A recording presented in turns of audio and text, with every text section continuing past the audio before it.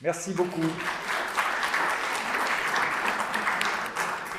Merci beaucoup Kevin et merci aux équipes du Collège Belgique et de l'Université ouverte pour cette invitation et de nous recevoir ce soir. Merci à vous toutes et tous d'avoir bravé effectivement la concurrence du football et les travaux et le mauvais temps et le village de Noël et bien d'autres choses encore pour venir entendre parler de Machiavel. Et effectivement, comme l'a rappelé Kevin, j'ai une grande passion pour Machiavel, qui est un grand auteur de la Renaissance, dont l'œuvre est extrêmement complexe et variée, qui est très souvent réduit à une toute petite partie de son œuvre, qui sont quelques-uns de ses écrits politiques un petit peu, qui sentent un peu le soufre, mais j'avais tenté d'exposer il y a 3 ans déjà, combien il fallait considérer Machiavel comme une authentique incarnation de l'humanisme civique de la Renaissance et un des plus grands défenseurs de l'idée de la République et de la liberté. Et donc je ne vais pas refaire la même chose aujourd'hui, évidemment. Aujourd'hui, j'ai eu envie de réfléchir à toute autre chose et de m'inscrire dans une démarche qui est une démarche d'histoire des idées politiques qui est de plus en plus répandue, encore assez neuve, mais assez répandue, qui est ce qu'on appelle parfois l'histoire environnementale des idées politiques. C'est un peu nouveau, c'est-à-dire c'est l'idée de relire les grands classiques de la pensée politique à travers la question du rapport entre la nature et l'homme, entre les hommes, entre les humains et la nature. Se poser la question de savoir comment les auteurs de l'époque envisageaient les rapports entre les humains et la nature pour apporter un nouveau regard sur leur pensée politique. Et c'est assez intéressant comme démarche, et donc pendant mes vacances, j'ai pris mon gros volume qui ne me quitte jamais des œuvres complètes de Machiavel, et je les ai relus avec ce prisme-là, et ça m'a amené à un nouveau regard. Et je vais essayer de vous expliquer ça.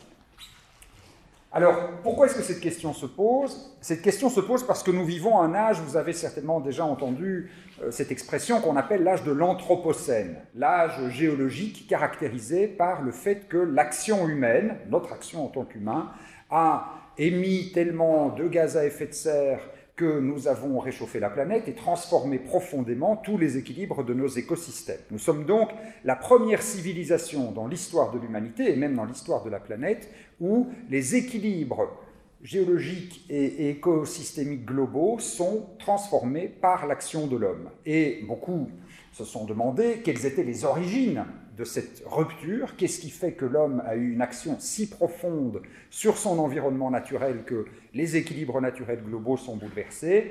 Et on ramène très souvent cette réflexion à 2 grands savants, Francis Bacon, le britannique, et vous reconnaissez ici René Descartes, le français, 2 philosophes du début du XVIIe siècle qui sont les 2 symboles, en quelque sorte, de ce qu'on appelle la révolution scientifique.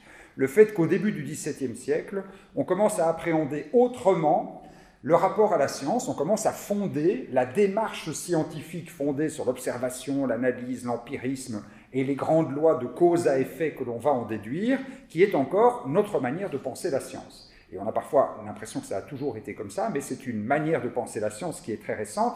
Et cette citation de Descartes est très connue, l'illustre parfaitement. Il dit « Au lieu de cette philosophie spéculative qu'on enseigne dans les écoles, on en peut trouver une pratique par laquelle, connaissant la force et les actions du feu, de l'eau, de l'air, des astres, des cieux et de tous les autres corps qui nous environnent, aussi distinctement que nous connaissons les divers métiers de nos artisans, nous les pourrions employer en même façon à tous les usages auxquels ils sont propres, et ainsi nous rendre comme maîtres et possesseurs de la nature. » Et cette expression finale est devenue très célèbre, l'homme veut se rendre maître et possesseur de la nature. Et c'est une rupture scientifique très profonde, puisque jusque-là, les sciences de la nature étaient des sciences spéculatives et non pas expérimentales, elles faisaient des hypothèses sur l'origine du monde, l'influence des astres, etc., etc., et elles étaient des sciences qui n'avaient pas de véritable portée pratique. On analysait la nature pour le plaisir de comprendre le fonctionnement de la nature. La double rupture scientifique qui se produit, c'est qu'à partir du XVIIe siècle, on essaye de comprendre les causalités naturelles, d'en tirer véritablement les lois, et on le fait avec une finalité pratique. On veut comprendre le fonctionnement de la nature pour être capable ensuite de la dominer, pour s'en rendre maître et possesseur. Ça change déjà évidemment profondément le rapport entre la nature et l'homme. Et puis il y a une deuxième rupture philosophique qui se fait à peu près à la même époque, toujours au XVIIe siècle, dans la première moitié du XVIIe siècle. C'est une rupture dans la conception du concept, jusque-là pas si fondamental, mais qui va devenir central dans notre modernité, la conception de la propriété. C'est ici John Locke, aussi un penseur anglais, auteur d'un traité sur le gouvernement civil, qui analyse il n'est pas le seul, mais qui donne de la propriété une définition nouvelle qui va devenir très largement hégémonique et qui est encore largement la nôtre, et qui est aussi en lien avec le rapport entre l'homme et la nature. L'objet principal de la propriété, dit-il, n'étant plus aujourd'hui les fruits de la terre, ni les bêtes qui vivent à sa surface, mais la terre elle-même en tant qu'elle renferme et conditionne tout le reste. Jusque-là, jusqu'au début du XVIIe siècle, on avait admis l'idée de propriété, on avait admis l'idée qu'on puisse s'approprier des biens, des animaux, des produits du travail, etc. Mais la terre elle-même était restée, création divine, quelque chose que l'homme ne pouvait pas, sans une forme d'insolence, prétendre s'approprier. Et à partir du XVIIe siècle, au contraire, avec John Locke, avec Hugo Grotius déjà auparavant, on commence à dire, eh bien non, l'homme par son travail transforme la terre, il transforme la création divine, et puisqu'il la transforme, il a le droit de se l'approprier, il a le droit de faire de la terre sa propriété. Et quand on conjugue ces deux révolutions, l'homme peut maîtriser, comprendre et contrôler la nature, et en plus il peut se l'approprier, il peut décider qu'il va en faire sa chose, eh bien on a les fondements de la civilisation capitaliste, c'est-à-dire de la civilisation qui considère que le travail et la transformation de la nature doivent nous permettre de produire l'abondance de biens, de sortir du règne de la nécessité, jusque-là les hommes avaient vécu dans la nécessité, et que c'est grâce à l'abondance, c'est grâce à ce travail, à la transformation de la nature et à l'appropriation de la nature qu'on va se libérer du règne de la nécessité, et que là où l'homme était le sujet des lois de la nature, il va enfin devenir le maître de la nature va lui obéir, on va inverser le rapport entre homme et nature, et c'est de cette inversion que procédera la prospérité et donc aussi la liberté. Parce qu'on n'est pas libre quand on se bat tous les jours contre la nécessité, contre les maladies, les épidémies, les phénomènes naturels et contre la faim, qui était un mal évidemment endémique depuis l'origine de l'histoire de l'humanité.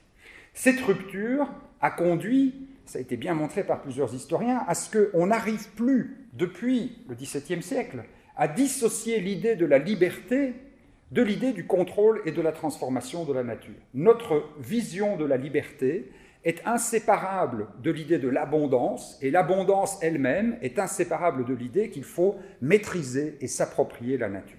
Or, puisque nous vivons dans cet âge de l'anthropocène, cet âge de la domination humaine sur l'espace naturel et qu'il produit les catastrophes climatiques que l'on connaît, il faut essayer de penser la liberté autrement. Il faut essayer de voir, si l'on veut trouver une conception de la liberté qui soit compatible avec les limites naturelles, avec les limites de la planète, il faut essayer de réinterpréter la conception de la liberté. Et c'est là que je pense que Machiavel peut être un guide intéressant. Pourquoi est-ce que Machiavel peut être un guide intéressant ? Parce qu'il est né, il s'est formé et il a vécu un bon siècle avant, le temps de ce qu'on a appelé l'individualisme possessif au XVIIe siècle. Il est né à la fin du XVe siècle et sa carrière se déroule sur les premières décennies du XVIe siècle, un bon siècle avant la rupture incarnée par Bacon et Descartes et par la rupture incarnée par John Locke. Et donc c'est intéressant de se demander comment lui pense la liberté. Quelle est, si j'osais, je dirais, quelle est son écologie de la liberté ? C'est-à-dire quels sont les différents facteurs de la vie matérielle des hommes, des humains, qui permettent de penser la liberté sans être dans un rapport qui soit celui de la domination, du fantasme de domination des humains.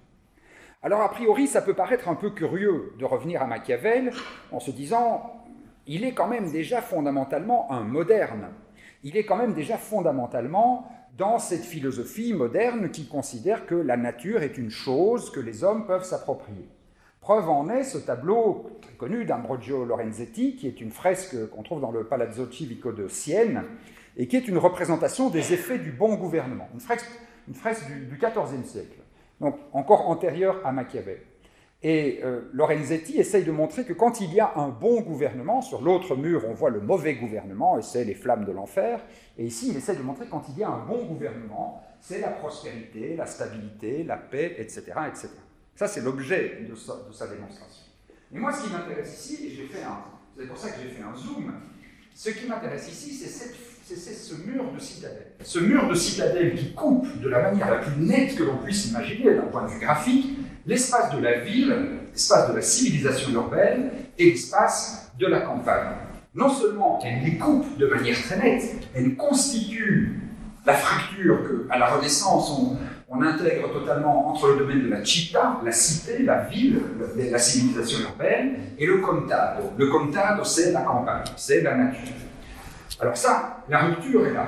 Mais plus que la rupture, ce qui est marquant, c'est en fait, quand on y regarde bien, quand on regarde les personnages et leur orientation, c'est la totale soumission de la campagne à la ville. La campagne, vous voyez d'abord, n'est plus du tout une nature primaire. C'est ce qu'on appelle une nature secondaire. C'est une nature qui a été totalement transformée par l'homme. Toutes les collines, magnifiques collines de Toscane, à la sortie de Sienne, presque pas changé d'ailleurs depuis lors, ces magnifiques collines, on le voit, sont toutes travaillées. Il y a des champs d'oliviers, il y a des arbres, etc. Donc c'est une nature qui n'est pas une nature sauvage, qui est une nature apprivoisée. C'est une nature qui est transformée au service de l'homme, déjà dans le sens de celui de Descartes, mais deux siècles plus tôt. Et l'on voit que tous les paysans qui travaillent dans la nature travaillent en fait pour la vie. On voit qu'ils travaillent ici dans les champs, qu'ils travaillent ici dans les vignes, et puis ensuite on voit les mulets qui apportent, et aussi un cochon qui apporte tout ça à la ville qui va passer la porte de Sienne pour servir le marché et pour servir la civilisation urbaine.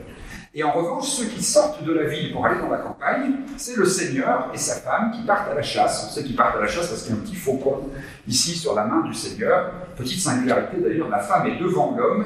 C'était un rituel. Dans la chasse au faucon, les femmes étaient devant les hommes, ce qui montre que la domination masculine comportait quelques exceptions, y compris à la Renaissance. Mais ce qui est intéressant dans cette fresque de Lorenzetti, c'est que donc elle illustre le fait que pour les humanistes de la Renaissance, dès le XIVe siècle, la campagne apparaissait comme une chose maîtrisée, transformée par les humains et mise au service des humains. Ça, c'est l'image que l'on a. Quand on étudie l'histoire de l'art, etc., c'est toujours ce type de représentation-là. Quand on lit l'histoire de l'humanisme de la Renaissance, on nous le représente toujours comme l'affirmation de la liberté humaine, de la maîtrise humaine, de la rationalité, la rupture avec le Moyen-Âge, qui est le temps de la superstition, de la providence religieuse, etc., etc. Et tout cela, évidemment, est vrai. Tout cela, dans une large mesure, est une part de la civilisation de la Renaissance. Sauf que ça n'est pas tout. La Renaissance, c'est aussi ceci. Ça, c'est un magnifique dessin de Léonard de Vinci, contemporain de Machiavel. Ils se sont connus, j'en avais un peu parlé la dernière fois. Ils ont développé quelques projets ensemble. Et ce qui est intéressant dans ce dessin à l'encre, c'est qu'il a l'air d'être pratiquement une illustration d'un texte de Machiavel. C'est pas moi qui l'ai relevé, des historiens l'ont relevé depuis très longtemps. D'un texte de Machiavel qu'on trouve dans les histoires florentines. Les histoires florentines, c'est l'histoire de la cité de Florence, depuis sa fondation jusqu'au début du XVIe siècle, par Machiavel un peu dans les dernières années de sa vie, et il y décrit une tempête qui s'est produite en 1456, donc quelques années plus tôt, et voici comment il la décrit. 1 heure avant le lever du jour, le 24 août 1456, sur la mer, au nord d'Ancône, s'éleva un tourbillon de nuages épais et lourds, d'une surface de plus de 2000, qui, traversant l'Italie, pénétra dans la mer au sud de Pise. Poussée par des forces supérieures, surnaturelles ou naturelles, la tornade se déchirait, se combattait elle-même. Les lambeaux de nuages, montant vers le ciel ou descendant vers la terre, se heurtaient les uns les autres. Tournant sur eux-mêmes à grande vitesse, ils poussaient en avant un vent très impétueux, et de fréquents et brillants éclairs apparaissaient dans ce combat. De ces nuées déchirées et confondues, de ces vents furieux et de ces fréquents éclats de lumière sortait un bruit que n'avait jamais atteint ni tremblement de terre, ni tonnerre. L'épouvante suscitée par cette tornade fut telle que tous ceux qui l'entendirent pensèrent que c'était la fin du monde, et que la terre, l'eau, le ciel et le monde, se mélangeant, revenaient au chaos originel. Il explique ensuite, plus tard dans le texte, que la tempête est passée dans la campagne, dans son village d'ailleurs, dans le village de San Casciano, où il avait sa petite ferme de famille. Et puis, il est passé par la campagne, il a transporté quelques toits de maisons, on a même retrouvé un paysan et ses mulets quelques dizaines de mètres plus loin que l'endroit où il était censé se trouver, ce qui montre la violence de la tornade. Et à la fin, il dit... Et que se serait-il passé si cette tornade s'était orientée sur la ville? C'est toute la ville de Florence qui aurait été éradiquée et il y aurait eu des milliers de morts. Si une telle tempête était entrée dans la ville au milieu de maisons et d'habitants nombreux et denses, comme elle le fit parmi des chênes et des arbres rares et espacés, elle aurait provoqué les ruines et les désastres que l'on peut imaginer. Mais Dieu voulut que ce petit exemple suffît à rappeler aux hommes sa puissance. Et pourquoi est-ce que ce passage est intéressant ? Parce qu'il montre que le rapport à la nature, à la Renaissance, est un rapport encore très profondément ambivalent. D'un côté, on a cette idée-là de la nature. La nature est une chose que l'on peut travailler, transformer et mettre au service de l'homme. Mais d'un autre côté, la nature reste une chose profondément impressionnante pour les hommes de la Renaissance. Les inondations, les tornades, les tempêtes impressionnent très profondément les imaginations, laissent des traces et des souvenirs génération après génération. Là, c'est 50 ans après qu'il en parle, et que, à la fois Léonard de Vinci et Machiavel et beaucoup d'autres évoquent ces catastrophes naturelles, montrent la crainte qu'il pouvait y avoir à côté face au phénomène de déferlement de la nature, et le fait que ce soit très souvent associé à l'époque, ça ressemble un peu à ce qu'on pourrait lire dans la Bible, évidemment sur le déluge et puis l'arche de Noé, c'est toujours interprété comme étant potentiellement une forme de punition divine. Et ici, Machiavel dit, si ça avait été une vraie punition divine, si Dieu avait vraiment voulu punir les hommes, il aurait éradiqué la cité. Là, c'est juste un avertissement. Il a provoqué une tornade très impressionnante, mais il l'a localisée en un endroit où elle n'a pas causé trop de dégâts. Et donc la nature, c'est à la fois cette chose que l'on peut contrôler, mais c'est aussi cette puissance, cette force incontrôlable face à laquelle l'homme doit rester dans un certain état de modestie. Et c'est ce rapport-là à la nature, à la Renaissance, qui est assez proche de celui qu'on trouve dans la philosophie antique également, qui est intéressant parce que si on arrive à penser la liberté dans ce contexte-là, alors on doit pouvoir penser la liberté dans notre contexte. Un autre texte, mais je veux avancer un peu plus vite, et donc je passe, en vous rappelant qu'à la Renaissance, l'histoire est conçue, contrairement à l'image que nous avons aujourd'hui, l'histoire est conçue comme un cycle de répétition perpétuelle. L'histoire de l'humanité est conçue comme exactement le cycle des saisons. Il y a le printemps, l'été, l'automne, l'hiver. La vie humaine, de la même manière, l'enfance, l'adolescence, l'âge mûr et la vieillesse, et puis la mort, et le cercle recommence. Et l'histoire est perçue comme l'éternel recommencement des mêmes événements. Là où nous avons depuis le XVIIe, XVIIIe siècle une vision progressiste de l'histoire, nous imaginons, en tout cas jusqu'il y a peu de temps, nous imaginions l'histoire comme un progrès continu. L'homme apprend, il développe des savoirs, il développe des techniques et il améliore continuellement sa destinée. C'est un point commun entre les visions libérales et marxistes de l'histoire. À la Renaissance, au contraire, on n'a pas le concept de progrès n'existe pas. L'idée de l'accumulation de la connaissance et des techniques qui permet à l'humanité de sortir de sa condition n'est pas encore présente. Au contraire, on se représente l'histoire comme l'éternel recommencement des mêmes événements. On voit ici les hommes accrochés à la roue, qui s'accrochent désespérément pour ne pas tomber, et on voit la fortune ou la providence, la déesse qui fait tourner la roue, et qui est le principe de l'histoire humaine. C'est cette fortune, cette déesse incontrôlable qui décide de faire tourner la roue et qui condamne les humains à vivre et revivre éternellement les mêmes événements, les mêmes saisons, les mêmes pestes, les mêmes tornades, les mêmes épidémies, etc., qui se multiplient année après année. Vision qui était portée, renforcée, en particulier par le christianisme, parce que cette théorie de la providence, cette idée selon laquelle l'histoire est un éternel recommencement, est stable, l'éternité du monde, Aeternas Mundi, était évidemment en phase avec la conception chrétienne de la création du monde, de l'immortalité de l'âme, et avec la morale publique qui en découlait. L'homme doit être très modeste, il n'a pas grand-chose à faire et à décider, c'est la fortune, donc la providence, donc Dieu, qui gouverne le sort des humains, et il faut supporter son triste sort en espérant bien que la roue tourne et que demain le sort soit un peu meilleur qu'aujourd'hui. Or, le problème majeur des penseurs de la Renaissance, dont Machiavel, c'est justement de rétablir une certaine idée de la liberté, et de rétablir en particulier une certaine idée du libre arbitre.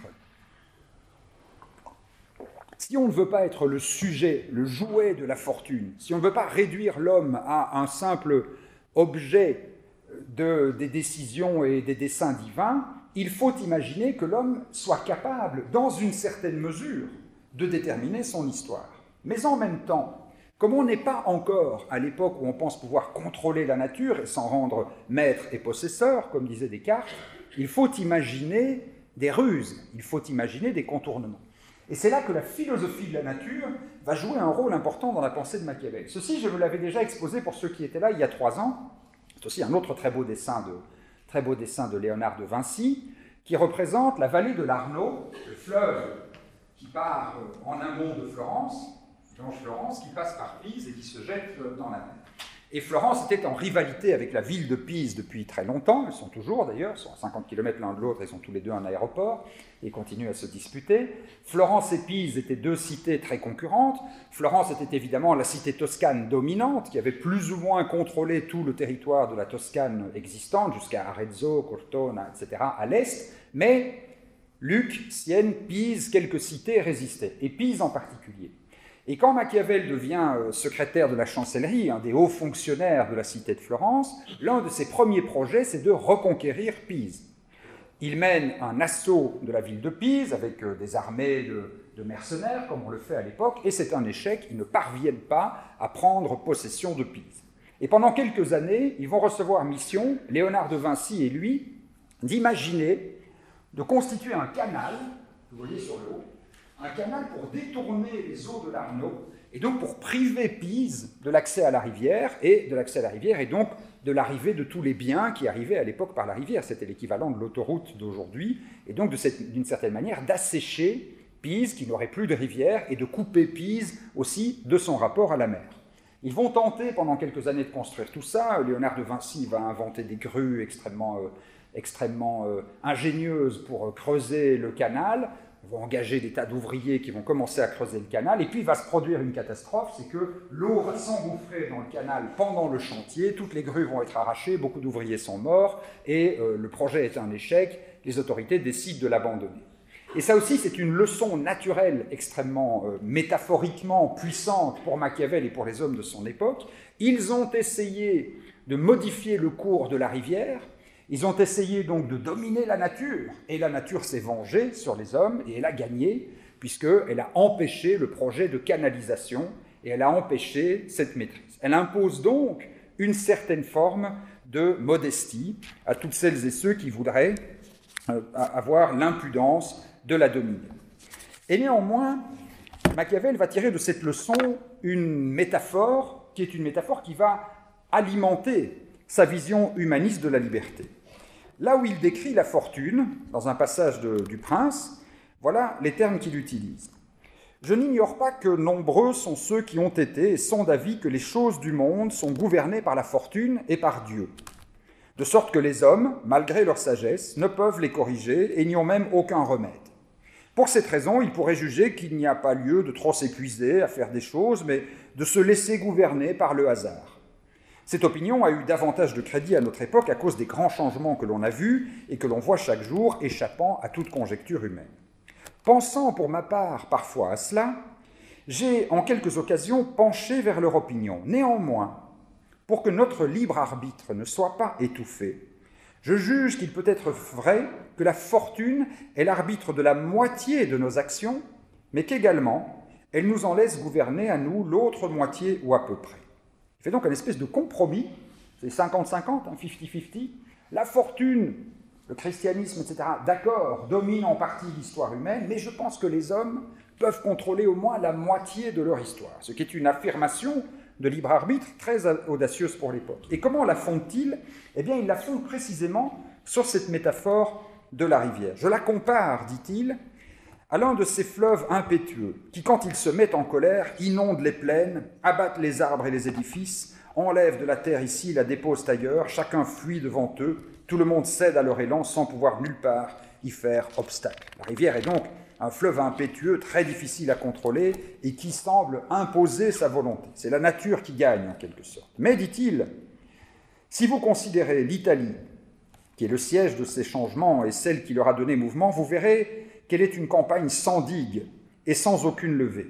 Car si elle était protégée par une vaillance adéquate, comme l'Allemagne, l'Espagne et la France, où cette crue n'aurait pas fait les changements qu'elle a fait, où il n'y serait pas venu, je veux qu'il suffise d'avoir dit cela pour que ce qui est de s'opposer à la fortune en général.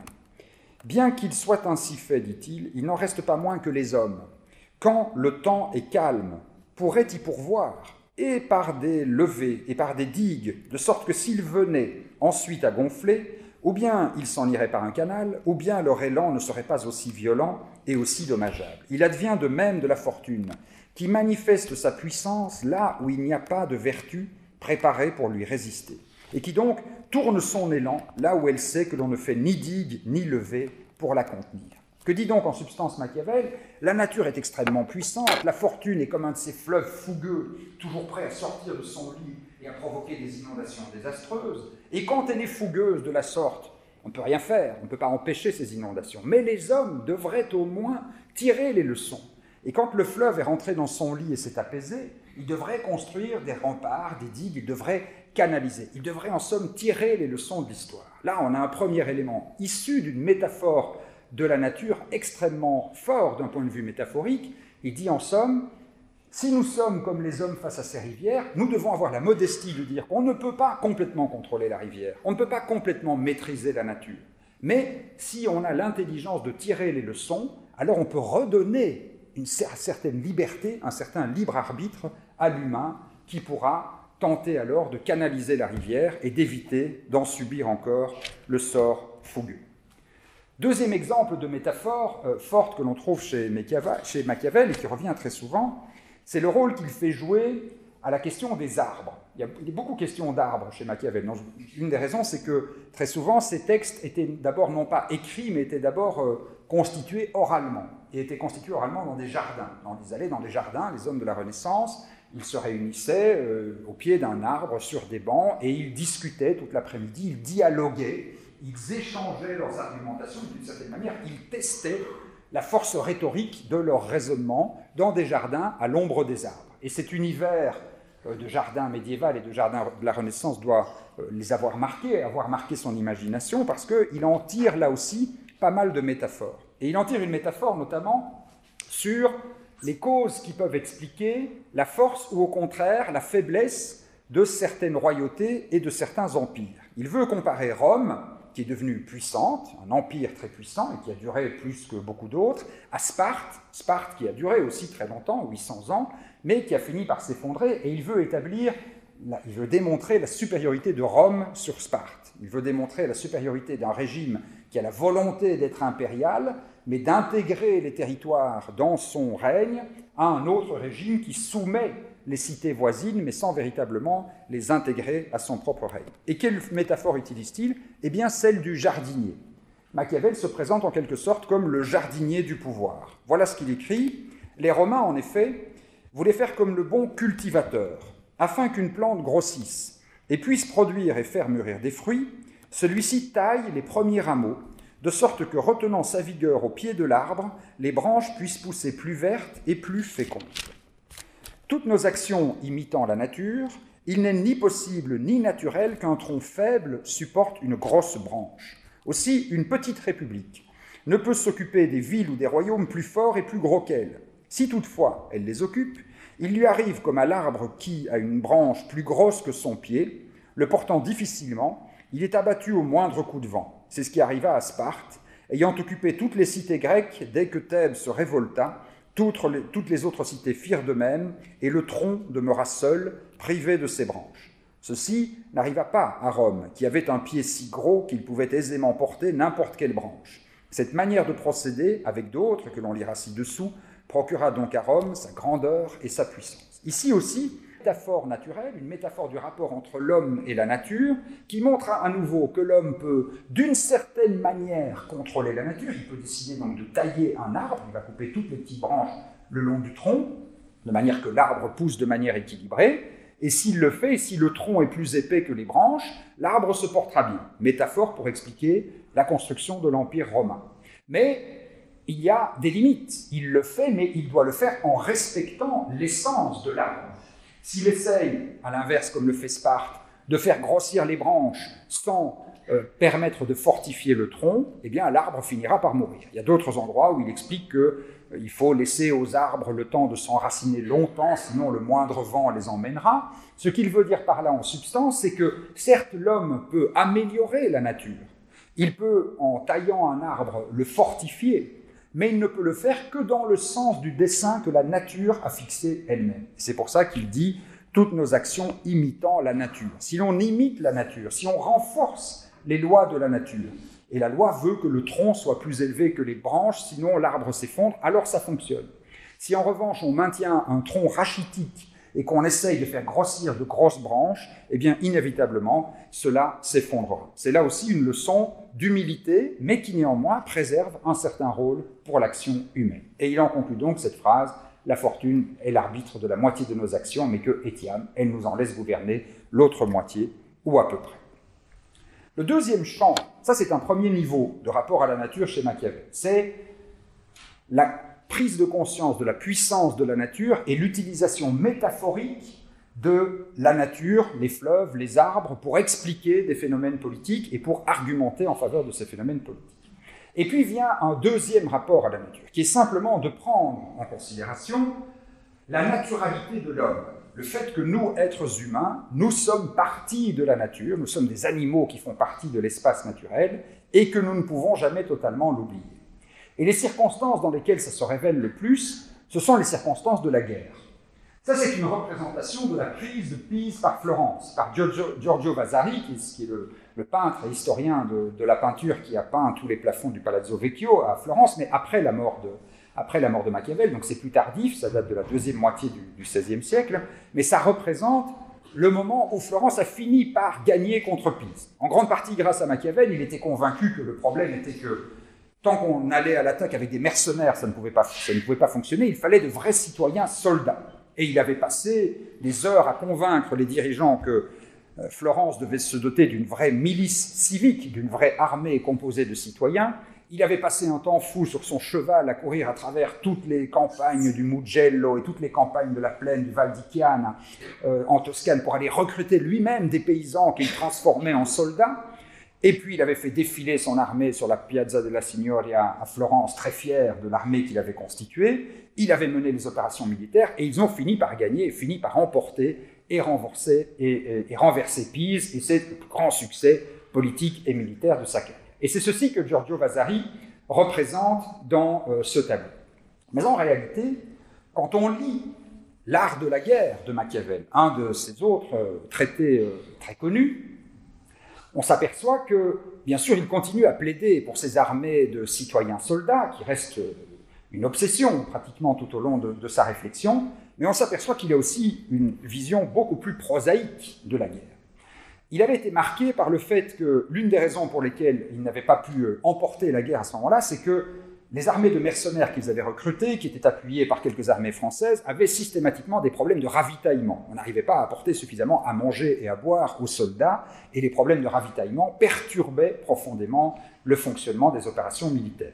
Et ayant étudié d'autres prises de villes où les forteresses avaient été vaincues, il avait étudié toutes les tactiques qui consistent simplement à affamer la population, simplement lui couper les vivres de la cité, brûler toutes les moissons, etc., pour que la ville affamée finisse par se rendre. Et au terme de l'art de la guerre, quand il résume en quelques lignes des centaines de pages de tactique, il en vient finalement à une solution extrêmement simple. Jamais un ennemi en mesure de vous vaincre par la famine ne cherchera à le faire par la force. Car si la victoire est ainsi moins honorable, elle est plus sûre et certaine. Et ailleurs, à peu près la même phrase, il vaut mieux vaincre par la famine que par les armes, leur succès dépend plus de la fortune que de la vertu.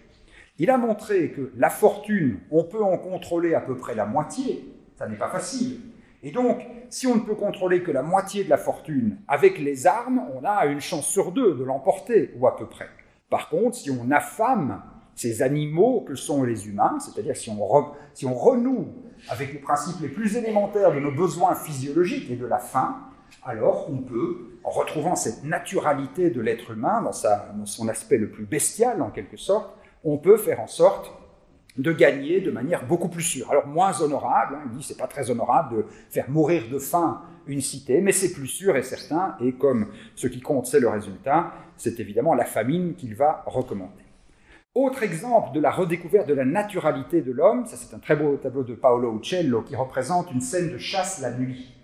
Et pourquoi de chasse la nuit ?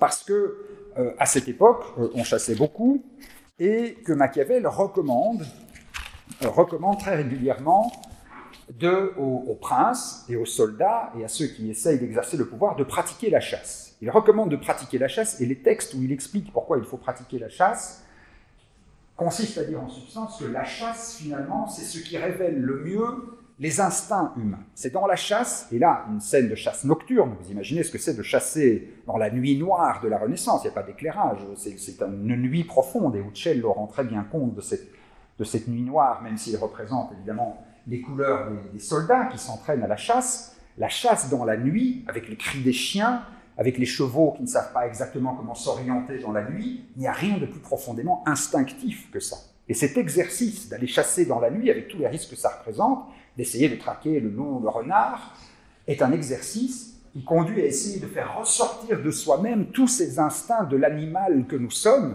pour essayer de se guider dans le noir. Nous sommes privés du sens de la vue.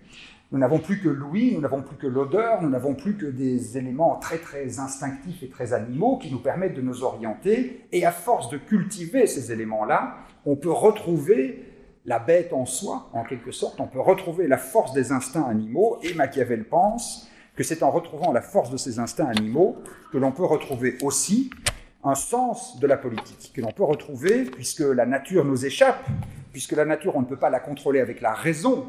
La seule manière d'essayer d'en prendre partiellement le contrôle, c'est de se mettre à la hauteur de la nature, c'est de révéler la naturalité, l'animalité entre nous. Et c'est de là que sort le passage le plus connu de l'œuvre de Machiavel, un passage du Prince, que vous avez certainement déjà entendu, mais que je vous relis, parce que quand on le relit avec le tableau de Paolo Uccello sous les yeux, il prend tout de suite une autre signification. Il dit ceci: il y a deux façons de combattre, l'une avec les lois, l'autre avec la force.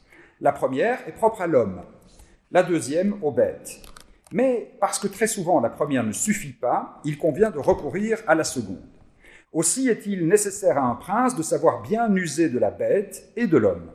Ce point a été enseigné au prince à mots couverts par les écrivains anciens, qui écrivent comment Achille et bien d'autres princes de l'Antiquité furent confiés à l'éducation du centaure, afin qu'il les garde sous sa direction. Ce qui ne signifie rien d'autre que d'avoir pour précepteur un être mi-bête, mi-homme, sinon qu'il faut qu'un prince sache user de l'une et de l'autre nature. L'une sans l'autre ne peut durer. Et puis il y a le fameux passage où il parle du renard et du lion. Un prince étant donc obligé de bien user de la bête, il doit parmi elles choisir le renard et le lion. Car le lion ne se défend pas des pièges. Le renard ne se défend pas des loups. Il faut donc être renard pour connaître les pièges et lion pour effrayer les loups. Ceux qui s'en tiennent simplement au lion n'y entendent rien. Par conséquent, un souverain sage ne peut ni ne doit observer sa parole lorsqu'un tel comportement risque de se retourner contre lui et qu'ont disparu les raisons qui le firent s'engager. Si les hommes étaient tous bons, ce précepte ne serait pas bon. Mais comme ils sont méchants et n'observent pas leur parole envers vous, vous non plus n'avez pas à l'observer envers eux. Il est nécessaire de savoir bien farder cette nature et d'être grands simulateurs et dissimulateurs. Les hommes sont si simples et obéissent si bien aux nécessités présentes que celui qui trompe trouvera toujours quelqu'un qui se laissera tromper. C'est l'apologie par Machiavel de la ruse, de la tromperie, de l'apparence et de la dissimulation. C'est le cœur du message qu'on retient du prince. Il recommande aux politiques de faire semblant, de mentir, de se dissimuler, d'utiliser toutes les ruses possibles, de ne pas tenir sa parole. Ce qui n'a pas beaucoup choqué ses contemporains d'ailleurs, parce que c'était une description à peu près correcte de ce qu'était la politique à la Renaissance, et pour une large partie ce qu'elle est restée par la suite, mais qui a beaucoup plus choqué les générations suivantes. Alors, cette image cette apologie de la ruse, elle prend une signification, je pense, encore plus intéressante quand on se rappelle que cette métaphore du renard, du lion, et que l'apologie de la chasse, l'image du centaure, le centaure, vous savez, cet être mi-cheval, mi-homme, qui est le précepte de Cyrus dans la Cyrée tel que décrit par Xénophon, tout cela n'a qu'un but pour Machiavel, c'est de dire finalement la politique est quelque chose qui ne s'apprend pas dans les livres, la politique n'est pas quelque chose qui s'apprend de manière scolastique, la politique est un art, au sens que le mot a à la Renaissance, c'est-à-dire c'est un savoir-faire. comme l'art du cordonnier ou de celui qui travaille le cuir, comme l'art du peintre, comme l'art... Les peintres étaient considérés comme des artisans à l'époque, en second prix les plus grands. Ils avaient une boutique comme tous les autres artisans. Et, dit Machiavel, finalement, la politique est un art et un métier comme les autres. Mais c'est un art qui, parce qu'il s'applique à la nature humaine, qui est profondément changeante, qui est difficile à contrôler, qui est immaîtrisable, qui est insondable, qui suppose de l'instinct, qui suppose non pas de la rationalité, non pas de suivre des principes de vertu, de loyauté, de correction, etc., mais qui suppose de savoir s'adapter et qui suppose de savoir sentir comme les soldats. Vous voyez le premier, ici, le cheval freine les quatre fers parce que dans la nuit, il craint de tomber, et ce soldat qui est plongé dans l'obscurité et qui doit néanmoins s'adapter aux circonstances de la nature et qui, de cet exercice très particulier, va tirer toute une série de savoir-faire qui lui permettront d'être le plus fort à la guerre parce qu'il maîtrisera l'animal, il maîtrisera sa propre conduite, il maîtrisera les difficultés de l'environnement, le fait qu'il fasse sombre, etc., etc. Il sera le meilleur soldat. Et les héros qui gouvernèrent le monde, dit-il, en leur temps, furent élevés dans les forêts et dans les chasses. Il est nécessaire à un prince, je me suis trompé, de bien savoir user de la bête et de l'homme. Et je trouve que les deux phrases prennent sens l'une avec l'autre. Bien user de la bête et de l'homme, ça a été très souvent cité. Par contre, la première est moins souvent citée, et pourtant elle est très révélatrice. Il dit en substance, les héros qui gouvernèrent le monde, donc les seuls héros vraiment efficaces, ont été élevés dans les forêts et dans les chasses. Il n'y a pas de manière plus puissante que ça de dire que c'est la présence dans la nature et c'est la révélation de sa propre naturalité, de ses propres instincts naturels, qui est la condition nécessaire de l'exercice du pouvoir. Ça, c'est le deuxième niveau, si on veut, de lecture, le deuxième registre de la nature présent dans l'œuvre de Machiavel. Et puis vient un troisième niveau, qui est un niveau beaucoup plus théorique. Machiavel n'est pas un théoricien à proprement parler, et nulle part il ne fait une véritable théorie, ce qu'on appelle une cosmologie, donc une théorie de la création de l'univers et des lois qui gouvernent l'univers. Nulle part, il ne définit de manière très précise l'astrologie, alors qu'elle était très très puissante à l'époque, le rôle que jouent les astres dans la vie. Nulle part, il ne définit non plus très précisément l'interaction entre la vie humaine et la vie des astres et les espaces naturels, mais toute son œuvre est pénétrée des conceptions astrologiques de son époque. À l'époque, on se représentait le monde comme étant deux univers, ce qu'on appelait le macrocosme, qui est partie ici, qui est l'univers céleste, celui qui est au-dessus de la surface de la Terre, et puis ce qu'on appelle le microcosme. Le macrocosme, c'est la zone de l'univers dans laquelle on trouve les astres, les 7 astres principaux, et puis le microcosme, c'est notre monde terrestre avec sa matérialité naturelle. Et tous les hommes de la Renaissance étaient convaincus, bien que très rationnels, certains luttaient contre ces superstitions et contre ces convictions, mais elles vont tomber seulement au XVIIe siècle. Au XVe et XVIe siècle, on est encore convaincu que entre le microcosme et le macrocosme, il y a une très profonde correspondance. La vie des astres nous domine et domine notre existence. Et comme nous croyons encore un petit peu aux horoscopes, ils y croyaient infiniment plus, ils consultaient les augures, ils s'interrogeaient sur le bon jour pour bâtir une maison ou bâtir une forteresse, et ils étaient convaincus que selon le moment de l'année où on était né, en fonction de la présence, de la configuration astrale, on avait plus ou moins tel ou tel type de tempérament.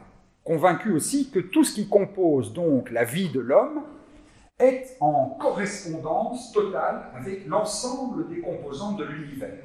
L'homme n'est pas un être humain souverain, dont l'existence est décidée par sa propre volonté. L'homme est un bout de matière comme un autre, qui est comme tous les autres bouts de matière, déterminé par les lois du cosmos, et qui est donc sujet en quelque sorte de ces lois du cosmos. À nouveau, on revient avec cette cosmologie très superstitieuse, un peu à l'image de la fortune, et on revient à l'idée que l'homme n'a pas grand-chose à dire en substance, son action, son caractère, son tempérament, ses actions sont très largement déterminées par le contexte astrologique dont il est le sujet et par l'effet de la matière. Mais il y a quand même un élément qui apporte à l'humain une certaine forme de maîtrise sur son propre sort. C'est la conception de la médecine de l'époque, qui est très ancienne, qui est la médecine qu'on appelle galénique, qui revient de Galien, donc de l'Antiquité, et d'Hippocrate, même hippocratico-galénique, dit-on même, donc d'Hippocrate et de Galien, donc qui a déjà plus de 1000-1500 ans à l'époque, et qui repose sur l'idée que il y a donc 4 matières qui forment l'univers, hein, vous savez, la terre, l'eau, l'air et le feu, et que de même l'être humain est animé de 4 fluides. Il y a le sang, la salive, la bile jaune et la bile noire. Il y a en nous ces 4 fluides. Et que c'est la plus ou moins grande abondance de ces fluides qui va faire la santé humaine, qui va déterminer les différents caractères. Quand on a un abus de bile noire, on a plus de bile noire que les autres, on est d'un tempérament colérique. Quand on a beaucoup de sang, plus de sang que des autres flegmes, on est d'un tempérament sanguin. Quand on a beaucoup plus de flegme que de sang ou de bile, on est d'un comportement flegmatique, etc., etc. Et tout l'art de la diététique, qui est une médecine préventive, et de la médecine, est de faire en sorte d'équilibrer ces fluides dans le corps humain. Toute la diététique, qui est inventée déjà plusieurs siècles avant notre ère, consiste à dire, en fonction de l'âge, en fonction qu'on est un homme ou une femme, en fonction du climat, etc., etc., il faut manger plus de ceci ou plus de cela pour tenter d'agir sur l'équilibre des fluides. Il faut tenter de corriger l'équilibre des fluides. Et l'autre composante de la médecine, c'est au contraire d'essayer d'enlever des fluides. Bon, si on a trop de fluides, on a trop de flegme, trop de ceci, et c'est pourquoi on pratique énormément les purges. Les purges sont les méthodes médicales les plus répandues. On va tenter d'extraire du sang ou de la bile ou de la salive ou du flegme, ou l'un des flegmes, bile jaune ou bile noire, à travers des saignées, à travers des purges, qui sont censées retirer une matière en excès et permettre à l'organisme de retrouver son équilibre.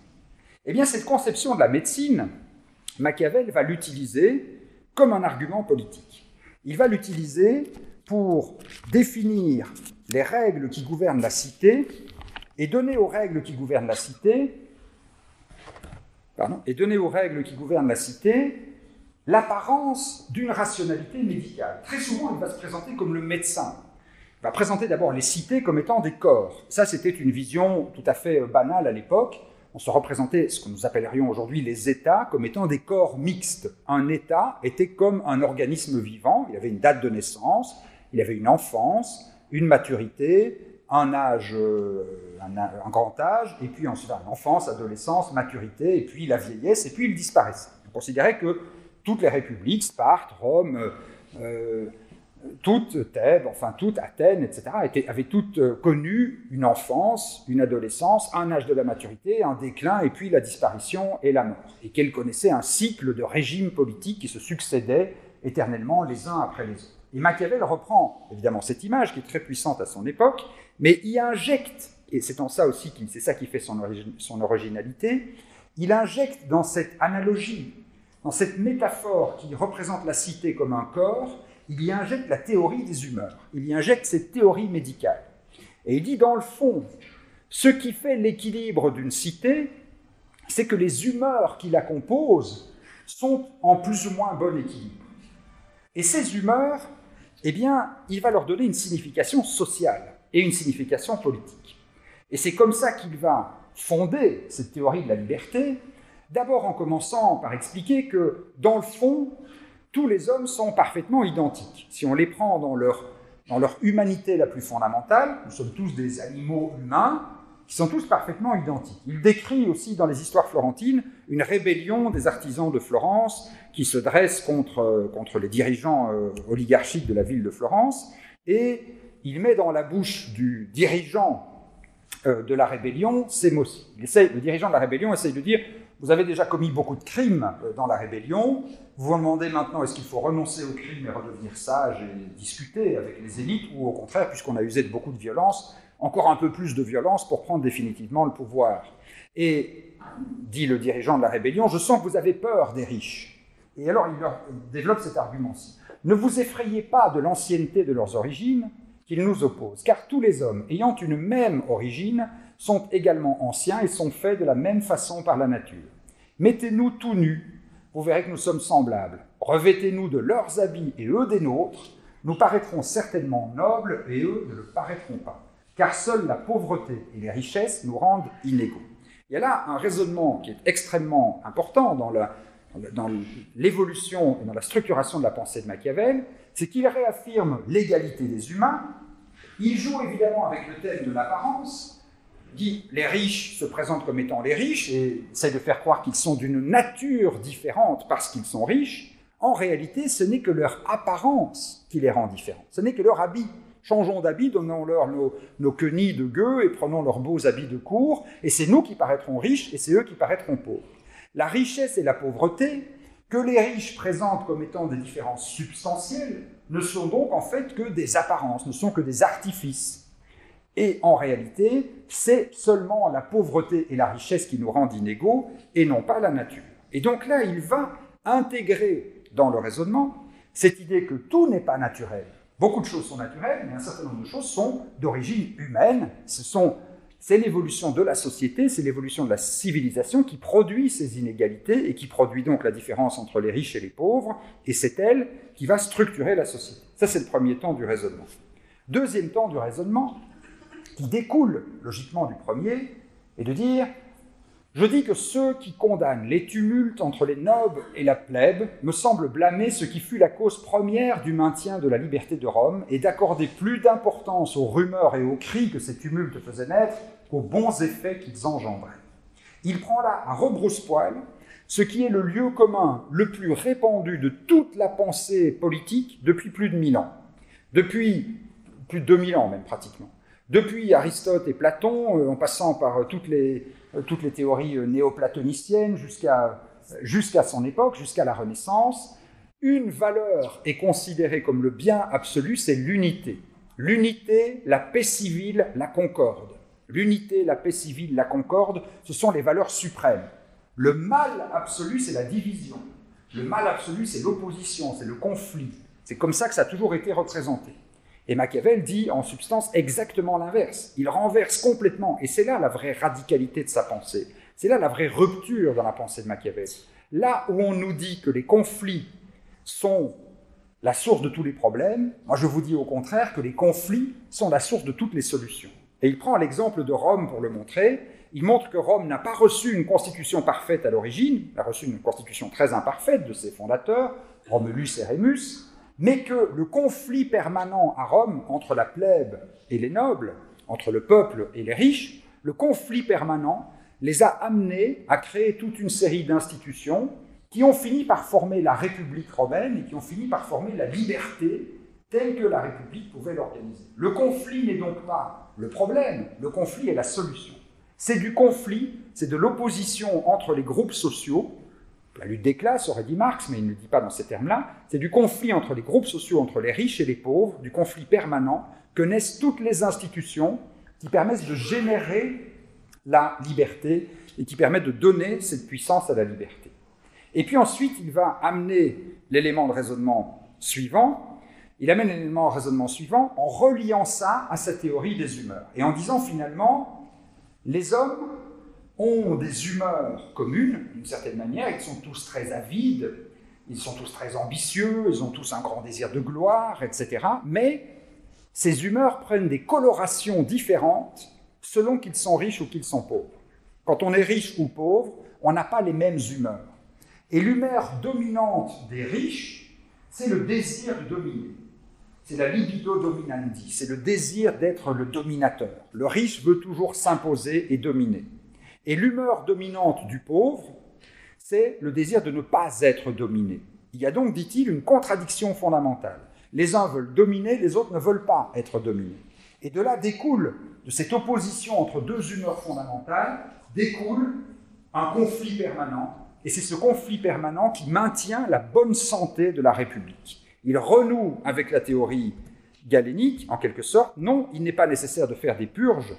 Il suffit que les différentes humeurs, et il n'y en a plus 4 chez Machiavel, il n'y en a plus que 2, l'humeur des grands et l'humeur du peuple, en s'opposant en permanence l'une à l'autre, ces deux humeurs vont maintenir le corps en bonne santé, vont éviter qu'il y ait un excès d'une humeur ou un excès de l'autre. Et il prend toute une série d'exemples pour montrer que les républiques qui n'ont pas permis à ces deux humeurs de s'opposer paisiblement l'une à l'autre dans le cadre institutionnel, n'ont pas pu vivre dans la liberté. Et on trouve donc ici le troisième degré de définition, le troisième registre d'utilisation de la nature dans la conception de Machiavel. Pour rappel, le premier, c'est donc la métaphore de la rivière ou de l'arbre, métaphore qui est puissante d'un point de vue rhétorique, puisque à l'époque on raisonne par analogie et non pas par raisonnement de cause à effet, et chaque fois qu'on établit une analogie entre un phénomène et un autre phénomène, on peut convaincre. Donc Machiavel, en recourant à la métaphore du fleuve que l'on peut endiguer, à la métaphore de l'arbre que l'on peut tailler, essaye de convaincre que l'homme a une partie de liberté humaine. C'est le premier temps du raisonnement. Il peut en partie établir sa liberté malgré la providence, malgré la fortune, malgré la puissance de la nature. Deuxième temps du raisonnement, c'est à travers la guerre, à travers la chasse, la démonstration que pour pouvoir contrôler la nature, il faut aller chercher son animalité en soi, il faut aller chercher ce qui fait que nous faisons partie de la nature et non pas que nous lui sommes extérieurs, et tenter d'apprivoiser la nature en redevenant une partie de l'univers qu'elle constitue. Et puis enfin, le troisième registre, c'est de dire la nature humaine, notre corporéité, notre matérialité la plus profonde, ne dépend pas du sort des astres, ne dépend pas d'une puissance qui nous est extérieure, et il dit d'ailleurs, l'homme sage peut dominer les astres, l'homme sage peut faire en sorte de ne plus dépendre du cours des astres, et donc des puissances divines, puisque les astres sont évidemment une métaphore de la puissance divine, mais peut redevenir maître de sa propre histoire, peut réenfanter une forme de liberté, pour autant qu'il admette que les cités, les républiques sont elles-mêmes des corps, sont eux-mêmes des organes naturels en quelque sorte, traversés d'humeurs, et que la seule manière de les maintenir en bonne santé est d'entretenir l'opposition permanente des humeurs, d'entretenir en permanence le conflit entre les grands et le peuple, qui est la seule manière de fonder la liberté. On voit donc comment la conception naturelle de Machiavel l'a conduit à fonder une philosophie de la liberté et comment elle l'a amené à aller très très à l'encontre des conceptions providentialistes chrétiennes qui étaient dominantes à son époque. Et en même temps, Machiavel reste Machiavel et il garde sur le monde toujours un regard un peu critique, un peu cynique, parfois un peu comique aussi, un mélange de tragique et de comique. Il signe d'ailleurs une de ses lettres, Machiavel, historien comique et tragique, en disant qu'il a à la fois cette dimension comique et cette dimension tragique. Et dans d'autres de ses textes, il va utiliser la métaphore de la nature pour fonder une très profonde critique sociale qui est une critique typiquement de moraliste. Il va utiliser la métaphore de la nature pour porter un jugement sur le mode de vie de ses contemporains. Et il le fait dans un texte qui n'est pas le plus connu de ses textes, qui s'appelle Landor, qui est un poème théâtral, inspiré de Landor d'Apulée, un poète romain classique, qu'il a retravaillé, et dans lequel il imagine qu'un homme est transformé en porc par un sort divin et se retrouve à vivre avec beaucoup d'autres animaux, et qu'à un moment donné, une divinité vient le chercher et lui dit « Je vais te rendre ton statut d'humain. Je vais te permettre de sortir de ce corps de porc dans lequel on t'a enfermé et de retrouver ton humanité. » Et à ce moment-là, le porc ne veut pas, le porc refuse. Il dit « Je ne sais pas d'où tu viens ou de quel pays, mais si tu n'es venu pour rien d'autre que pour me tirer d'ici, passe ton chemin. Je ne veux ni n'accepte de vivre avec vous, et je vois bien que tu es dans l'erreur qui longtemps me posséda. Votre présomption vous trompe à ce point que vous ne voyez pas de bonheur en dehors de la condition et des valeurs humaines. Mais si tu t'intéresses un peu à moi, avant de t'éloigner de ma présence, je ferai en sorte de t'ôter de cette erreur. Je veux commencer par la sagesse, cette excellente vertu qui exalte l'excellence des hommes. Ceux qui en usent le mieux sont ceux qui savent, sans autre discipline et d'eux-mêmes, suivre le bien et éviter le mal. Sans le moindre doute, j'affirme et je confesse que notre sort est meilleur, comme tu devras tout à l'heure l'admettre. Quel est le guide qui nous montre la bonne et la mauvaise herbe? Ce n'est aucune étude, ce n'est pas votre ignorance. Nous changeons de région et de place. Nous quittons sans regret une demeure à condition de vivre contents et heureux. L'un fuit le froid et l'autre le soleil selon le temps qui nous convient, comme le veut la nature qui nous instruit. Vous, plus malheureux que je ne puis dire, vous allez cherchant un pays ou un autre, non pour trouver un air froid ou chaud, mais parce qu'une soif déshonnête de richesse ne peut vous satisfaire d'une vie frugale, équilibrée et modeste. Souvent, vous allez dans un air sale et corrompu, laissant l'air pur sans vous soucier de votre existence. Nous ne fuyons que l'air, vous, la pauvreté. poursuivant au milieu des dangers une richesse qui vous barre le chemin du bonheur. Et la démonstration continue, il montre qu'en matière de force, en matière d'âme, en matière de tempérance, en matière de richesse des sens, les animaux sont bien plus heureux que les humains. Et il conclut, on ne voit aucun animal qui ait une vie plus fragile et plus envie de vivre que l'homme. On ne voit aucun animal qui ait éprouvé plus de crainte confuse et plus de rage. Le porc ne tourmente pas le porc, ni le cerf le cerf. Seul l'homme tue l'homme, le crucifie et le dépouille. Pense donc combien je désire redevenir un homme, alors que je suis débarrassé de tous les malheurs que je supportais tant que j'étais un homme. Si quelqu'un parmi les hommes te semble un Dieu, heureux et joyeux, ne t'y fie point, car je suis plus heureux dans cette fange où sans souci je me plonge et me retourne. Et donc le porc dit à l'homme, tu essaies de me sortir de ma situation de porc, et en réalité je suis infiniment plus heureux que toi parce que tu n'es guidé que par l'avidité, que par le désir de richesse, le désir de chercher des satisfactions et des plaisirs qui ne sont pas naturels, qui sont inaccessibles, alors que moi, qui suis libéré de tout ça, qui vis dans la nature et qui vis dans ma naturalité, je suis très heureux et je prends plaisir à me rouler dans la boue, ce qui évidemment est l'image de la décadence et de la déchéance pour les humains, mais qu'il renverse en image du bonheur, de la satisfaction et d'une forme de communion avec la nature.